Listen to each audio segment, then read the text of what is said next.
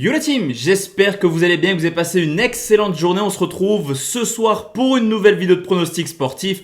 Au programme de demain, direction la Première Ligue pour la 37e journée, rencontre qui opposera Tottenham à Aston Villa. On ira au Portugal pour la dernière journée de la Liga NOS, mais on parlera forcément de la finale de la Coupe de France qui opposera Monaco au Paris Saint-Germain. Juste avant de parler pronostic, il y a eu une bombe dans le monde du football. Vous êtes sans doute au courant et à l'heure où vous regardez cette vidéo, la liste a été dévoilée. Mais Karim Benzema va peut-être revenir en équipe de France, et qui dit liste d'Euro dit que l'Euro arrive bientôt le 11 juin avec Turquie-Italie en match d'ouverture vendredi 11 juin, l'occasion pour moi de vivre ma première vraie compétition vraiment importante sur la chaîne YouTube et j'ai vraiment hâte de vivre cela avec vous. N'hésitez pas juste avant l'Euro, car ça va être démentiel, de me rejoindre juste en dessous sur le canal Telegram. Ce week-end, c'est également la dernière journée de championnat, que ce soit en Ligue 1, en Première Ligue, en Bundesliga, en Serie A, un petit peu partout en Europe. Week-end de folie à prévoir, que ce soit sur YouTube ou sur le canal Telegram personnel qui est dans la description, mais également celui de la team parieur où, je le répète, mais dimanche soir, on a fait des dingueries concernant la Ligue 1. Juste avant de parler pronostics, le petit rituel pour le référencement, le petit pouce bleu. N'hésitez pas à mettre en commentaire pour vous le pronostic le plus safe sur cette journée de mercredi.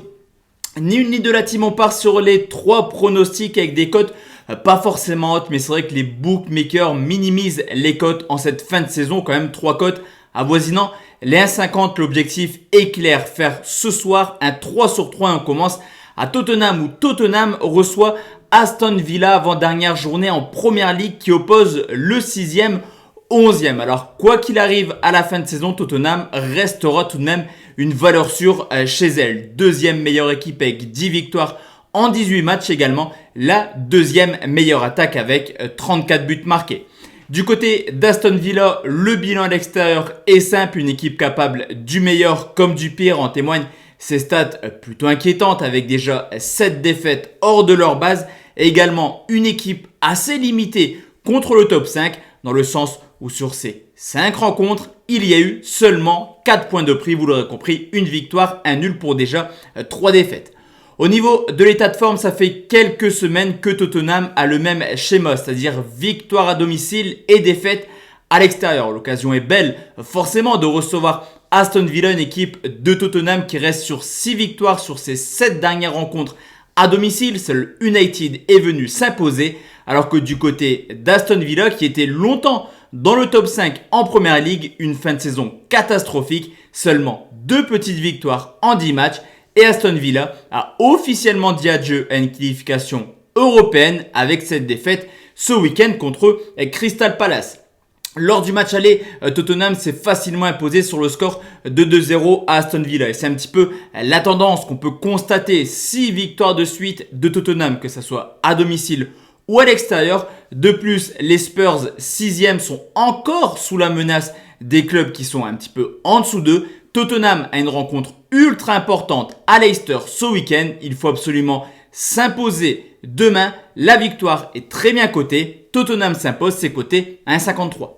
Deuxième pronostic, on va aller au Portugal où Guimarães reçoit Benfica. Je vous l'ai dit, cette fois-ci c'est fini au Portugal. 34e journée qui oppose le 6e au 3e, mais il y a tout de même 30 points d'écart entre les deux équipes. À domicile, Guimarães fait une très mauvaise saison. Déjà 8 défaites en 16 rencontres, et des défaites surtout contre le trio Porto, Benfica, Sporting et Braga également. Au contraire du Benfica, qui certes a perdu des points bêtement cette année à l'extérieur, mais qui a seulement concédé 2 défaites. L'état de forme de Guimarães est un petit peu comme Aston Villa, c'est-à-dire une équipe qui actuellement n'est clairement plus dans le coup. Seulement 2 victoires sur les 10 dernières rencontres, et qui pourrait, en cas de contre-performance demain, perdre sa 6e place qualificative pour l'Europe au détriment de Santa Clara. Du côté du Benfica, qui officiellement terminera 3e malgré sa victoire contre le Sporting, on peut quand même constater du mieux actuellement. Un début de saison très compliqué tout de même pour Benfica, mais tout va bien En ce moment, 8 victoires, 1 nul, une seule défaite sur les 10 dernières rencontres. D'ailleurs, historiquement, Benfica s'est toujours amusé à Guimarães, en témoignent ses 9 victoires sur les 10 derniers déplacements. Et même si Benfica n'a plus rien à espérer dans cette rencontre, au contraire de Guimarães qui en cas de victoire serait mathématiquement 6e et européen l'an prochain, je pense vraiment que les équipes comme Benfica, Porto et le Sporting ont un mental d'acier et voudront faire bonne figure jusqu'à la fin du championnat.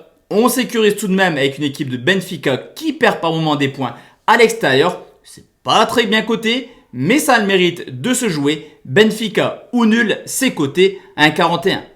Et enfin la team, le dernier pronostic.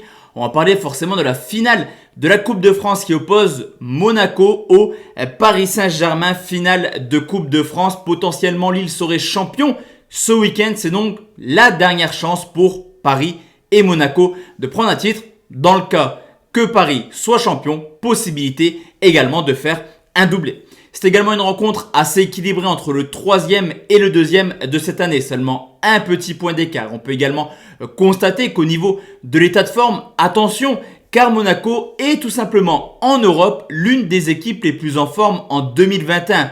On le voit en championnat où ils enchaînent les victoires semaine après semaine. Monaco reste également sur une très belle série offensivement. Les 15 dernières rencontres, ils marquent en moyenne 2 buts par match. Mais on peut aussi constater qu'une équipe qui avait des longs clean sheets depuis maintenant quelques semaines se met à encaisser du but de par une fatigue mentale mais surtout physique. 3 buts encaissés contre Lyon, 1 but encaissé contre Rennes. Le Paris Saint-Germain, quant à eux, avec une saison assez compliquée, on va pas se mentir. Et c'est vrai que ce Final 8 à Lisbonne a vraiment engendré des grosses conséquences dans la saison parisienne. Il reste 2 matchs à jouer et je vous l'ai dit, potentiellement la possibilité tout de même d'aller chercher un doublé Coupe Championnat. On peut également voir qu'il y a pas mal d'absents, Kimpembe, Verratti, mais également Neymar du côté du Paris Saint-Germain qui pourra toujours profiter de son talent français en la personne de Kylian Mbappé. Paris reste également sur une très belle série offensivement, 15 matchs de suite contre des équipes de Ligue 1 en marquant au moins un but. La dernière équipe qui n'a pas encaissé de but contre le Paris Saint-Germain, c'était Monaco. En Ligue 1 à domicile, victoire des Monégasques sur le score de 2-0. D'ailleurs, les rencontres entre Monaco et Paris sont souvent prolifiques. Les 10 dernières rencontres ont vu 44 buts marqués. On le sait, il y a généralement du but dans ces rencontres et 2 équipes qui offensivement sont en forme, mais défensivement commencent à montrer quelques signes de fatigue. Sur ce coup, je vais partir sur une double chance buteur car on le sait, Paris peut très bien gagner 3-0 ou perdre 3-0. Ben Yedder, Mbappé buteur, c'est coté à 1,52. Donc voici la team, mes 3 pronos pour ce mercredi. On se retrouve forcément bientôt. Je ne pense pas demain soir, il n'y a pas grand chose sur ce jeudi. En tout cas, on se retrouve bientôt sur la chaîne et surtout sur le canal Telegram en dessous dans la description. Excellente soirée à tous et à toutes. Ciao, ciao.